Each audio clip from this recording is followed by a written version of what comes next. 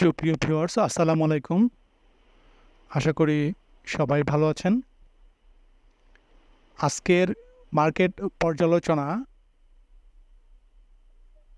এবং একটা ইন্ডিকেটর নিয়ে আলোচনা করব। এঙ্গুলফিং ইন্ডিকেটর নিয়ে আজকে আলোচনা করব।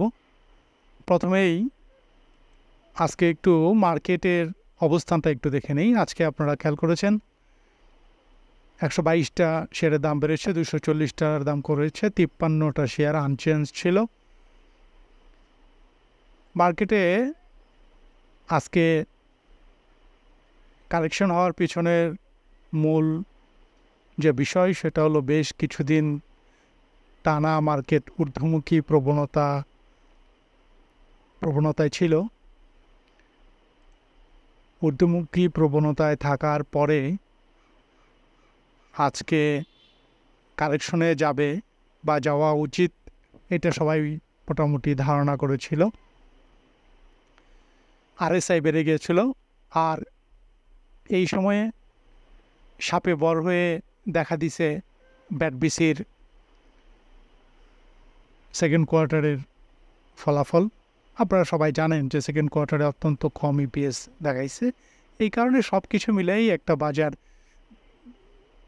শুক্রবার বৃহস্পতিবারের পর থেকেই শুক্রবার শনিবার এটাই সবার মুখে মুখে আলোচনা ছিল যে বাজার আজকে কারেকশনে যাবে। সেই হিসাবে বাজারের ইন্ডিকেটরটা যদি আমরা খেয়াল করি, এটা দিয়ে দেখা যাচ্ছে যে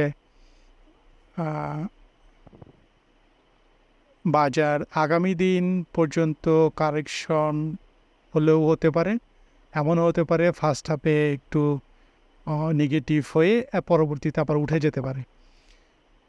তো সেক্ষেত্রে আমরা অপেক্ষা করব যে আজকে যে লাল ক্যান্ডেলের মাথাটা ছিল 5,408 পয়েন্ট, এর উপরে যদি ক্লোজ দিতে পারে তাহলে হয়তো আমরা বলবো যে আবার মার্কেট স্বাভাবিক অবস্থায় ফিরে যাচ্ছে।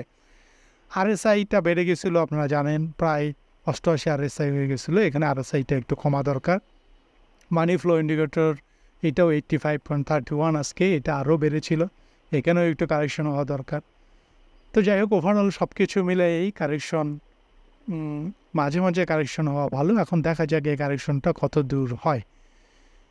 তো আজকে আরেকটু জিনিস যদি আমরা খেয়াল করি তাহলে দেখব যে মার্কেটে আজকে নেগেটিভ কন্ট্রিবিউটর যে ছিল, দেখেন ব্যাটবিসি একাই 15.59, অর্থাৎ প্রায় 16 পয়েন্ট ও একাই ম্যানেজ করছে। ব্র্যাক ব্যাংক ছিল 3, লাফার্স হোলসেম 3.4, বার্জার 2.49, এরকম ওয়ালটন স্কোয়ার ফার্মাও ছিল আজকে, যদিও স্কোয়ার ফার্মার নেগেটিভ হওয়ার পিছনে তেমন কোনো যৌক্তিক কারণ নাই। এইটার একটাই কারণ হতে পারে, সেটা হলো যে বেশ কিছুদিন এটা একটা ঊর্ধ্বমুখী প্রবণতা দেখিয়েছে। এইটা কিছু কারেকশনে যেতে পারে, যেটা হয়তো সেল প্রেশার দিয়ে কিছুটা কারেকশন হতে পারে। তবে ক্যান্ডেলটা একটু বেশ বড় হয়েছে, এতটা বড় হওয়ার কথা না। তো এই ধরনের ক্যান্ডেল বড় হয়ে এই ধরনের ক্যান্ডেল বড় হয়ে এইটাও অনেক সময় প্রতীয়মান হয় যে একদিন এই কারেকশন শেষ করে ফেলে, পরবর্তীতে আবার এখান থেকে উঠে যায়। তো দেখা যাক, এটা সময়ই বলে দিবে। সম্ভবত এটা আগামী দিন আবার ঊর্ধ্বমুখী প্রবণতায় যেতে পারে। তো এই হলো মোটামুটি বাজার পর্যালোচনা। আর লেনদেন 865 কোটি টাকা, খারাপ হয়নি। আগের দিন ছিল 900-950 কোটি টাকা, আজকে সেই তুলনায় 1000 কোটি টাকা প্রায় কম, 900 কোটি টাকা কম। তো এটা দিয়েও প্রমাণিত হয়েছে সেল প্রেশার বাজারে খুব কম, যা হয়েছে সব প্রফিট টেকিং হয়েছে, এটা বোঝাই যাচ্ছে। শুধু ব্যাটবিসির ক্ষেত্রে একটু ব্যতিক্রম হতে পারে, তবুও তো ব্যাটবিসি আবার নিচে নেমে আবার উঠে গেছিল এক সময়। তো এটা হলো বাজার পর্যালোচনা। আর আজকে আমরা যে যে যে ইন্ডিকেটরটা নিয়ে আলাপ করতে চাচ্ছি সেটা হলো এঙ্গুলফিং। এইটা এঙ্গুলফিংটা হলো কি, গতকালকে যে শেয়ারটা নেগেটিভ ছিল আজকে তার ওপরে যদি ক্লোজিং করেছে কোন কোন শেয়ার, এইটাই আমরা এঙ্গুলফিংয়ের ইন্ডিকেটরের মাধ্যমে ফাইন্ড আউট করতে পারি। এখানে যারা আপনারা স্টক নাও ব্যবহার করেন তারা এটা ইজিলি ওখান থেকে দেখতে পারবেন যাই হোক, এই ইঙ্গলফিনে আজকে যদি আমরা দেখি 13টা শেয়ার আমরা পাই। এর মধ্যে এবি ব্যাংক আপনারা জানেন যে এবি ব্যাংক একটা অনেক পুরাতন একটা ব্যাংক। ব্যাংকিং সেক্টরে একটু তালমাতাল অবস্থার জন্য এটা নেগেটিভ ছিল, এখন এটা ঘুরে দাঁড়ানোর চেষ্টা করতেছে। এখানে ইনস্টিটিউট হোল্ডিং বেড়েছে, পাবলিকের কাছে 44% শেয়ার আছে, আর কন্টিনিউ ভলিউম বাড়তেছে।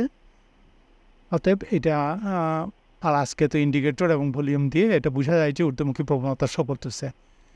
অ্যাকমি পেস্টিসাইড, এটা ফার্মাসিউটিক্যালস কোম্পানির একটা শেয়ার, এটাও তাই। দেখেন এটা কন্টিনিউ 6 মাস, 3 মাস, 30 দিন যদি আমরা দেখি, 15 দিন, 30 দিনে 31% বেড়েছে। অতএব এইটা ইনস্টিটিউটের কাছে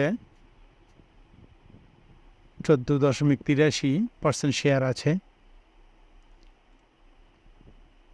ইঙ্গলফিন যে শেয়ারগুলোতে হয়েছে, এই শেয়ারগুলো আজকের এই মুহূর্তেও যেটা হয়েছে, এর জন্যই আমরা এই শেয়ারগুলো নিয়ে আলোচনা করার চেষ্টা করতেছি যে এই কারেকশন বাজারেও এরা ঊর্ধ্বমুখী প্রবণতা দেখাইছে। তো এই শেয়ারগুলো নজরে রাখার মতো শেয়ার। এটা অ্যাকোমোডেশন জোন ফেস করে ঊর্ধ্বমুখীতে যাওয়ার চেষ্টা করতেছে। অতএব এটা আপনারা খেয়াল রাখতে পারেন। অ্যাডেন্টেল আইটি সেক্টরের শেয়ার, জানেন আইটি সেক্টরের শেয়ারের মধ্যে এটা পজিটিভ প্রবণতায় আছে। 10% ক্যাশ দিচ্ছে, ডিভিডেন্ড 1.3%। ইনস্টিটিউটের কাছে 24.22। আইটি সেক্টরের মধ্যে যারা এই শেয়ারটা নিতে চান তারা, আমরা যদি এর গ্রাফটা একটু দেখি,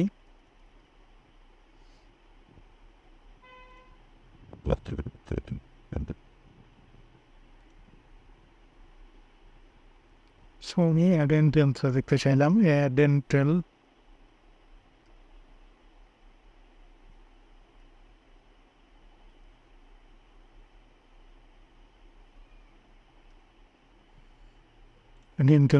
কমিউনিকেশন, ওই দেখেন খুব চমৎকার পর্যায়ে আছে। RSI 65, কিন্তু এটা নিচের দিকে আছে, এটা ঘুরে যাবে। মানি ফ্লো 61 পয়েন্ট, এটাও বাড়তেছে। ভলিউম ইনক্রিজ করার চেষ্টা করতেছে।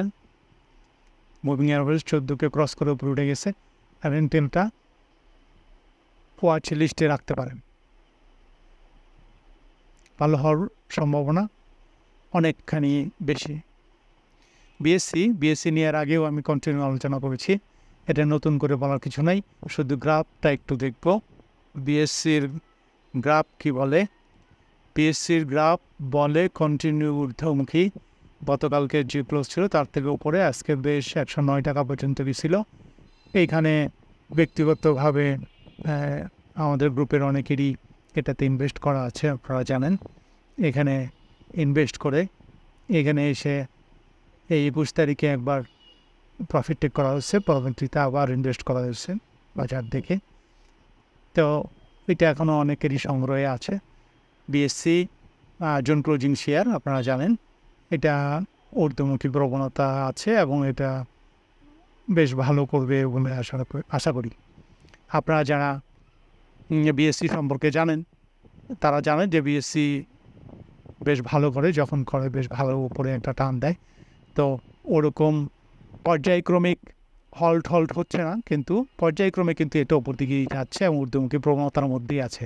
অতএব এটা ওয়াচ লিস্টে রাখতে পারেন, এবং যারা নিশ্চিন্তে ইনভেস্ট করতে চান জোন ক্লোজিং শেয়ার, তারা বিএসসি এবং স্কয়ার ফার্মার বিষয়টা মাথায় রাখতে পারে।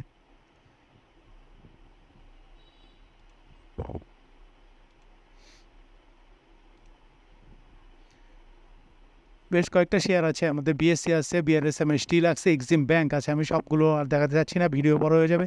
NRB Bank, Pragati Insurance, PTL, Purabi General Insurance, RSRM Steel, Zeal Bangla. এখানে জেড ক্যাটাগরির বাদ দিলে ব্যাংক আছে কয়েকটা, যারা Exim Bank, NRB Bank continue, জানেন যে এটা মোটামুটি একটা ঊর্ধ্বমুখী প্রবণতার মধ্যেই আছে। এখানে ছিল, এরপরে অ্যাকোমোডেশন ফেজ শেষ করতেছে, শেষ করে আবার হয়তো একটা ঊর্ধ্বমুখী প্রবণতায় যাবে আশা করা যায়। অতএব যারা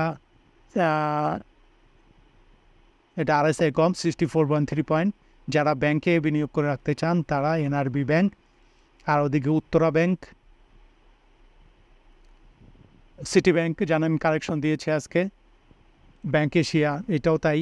আমি একটু ব্যাংক এশিয়াটা দেখাই। ব্যাংক এশিয়াতে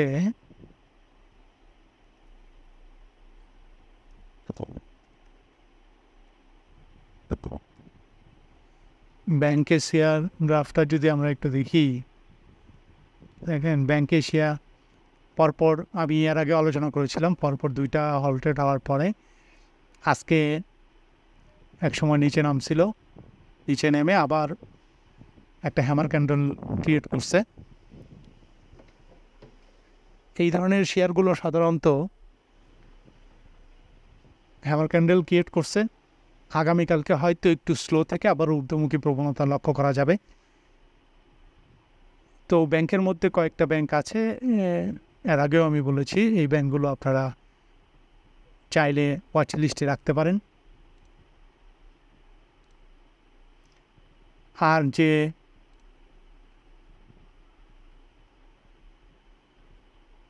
স্টকটা নিয়ে আলোচনা করব সেইটা হলো, আজকে দেখছেন ইন্স্যুরেন্সের আধিপত্য সব জায়গাতেই ছিল। যদি আমরা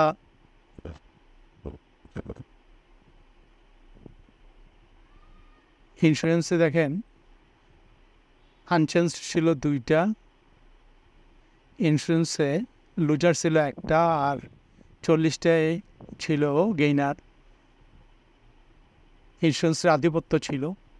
এই ইন্স্যুরেন্সের মধ্যে আরেকটা ইন্স্যুরেন্সের কথা আমি বলেছিলাম, এশিয়া প্যাসিফিক ইন্স্যুরেন্স, যারা আপনারা, এটা আমার গত ভিডিওতে আমি এটা নিয়ে আলোচনা করেছিলাম, এশিয়া প্যাসিফিক জেনারেল ইন্স্যুরেন্স। এটা দেখেন আলহামদুলিল্লাহ 31 টাকা থেকে আজকে 35 টাকা 90 পয়সা পর্যন্ত উঠেছিল। আমার আলোচনা ছিল 30 টাকা 80 পয়সা বা 90 পয়সা এই ঘরে।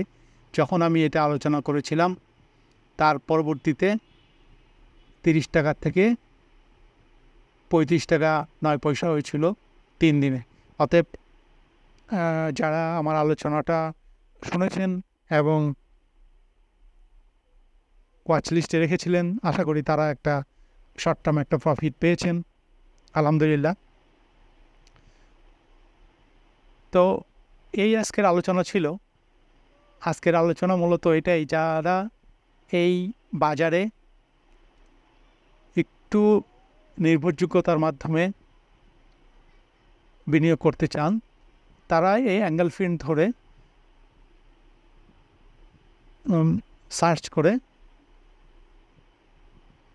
দেখতে পারেন। তো পরবর্তী ভিডিও আসার আগ পর্যন্ত ভালো থাকুন। ভিডিও দীর্ঘায়িত হয়ে যাচ্ছে, তো যারা আমার ভিডিওটা চ্যানেলটা সাবস্ক্রাইব করেননি তাদেরকে অনুরোধ করলে সাবস্ক্রাইব করেন। আপনাদের শেয়ার তুলে ধরুন, আপনাদের যদি সুনির্দিষ্ট কোনো শেয়ার থাকে সেটার উল্লেখ করতে পারেন, আলোচনা করার চেষ্টা করব, ভিতর বাহির দেখে আলোচনা করার চেষ্টা করব। আশা করি উপকৃত হবেন। আমার ক্ষুদ্র জ্ঞান আপনাদের সঙ্গে শেয়ার করতেছি, দোয়া করবেন। পরবর্তী শেয়ার নিয়ে আলোচনা পর্যন্ত ভালো থাকুন। আসসালামু আলাইকুম রহমতুল্লাহি ওয়া বারাকাতুহু।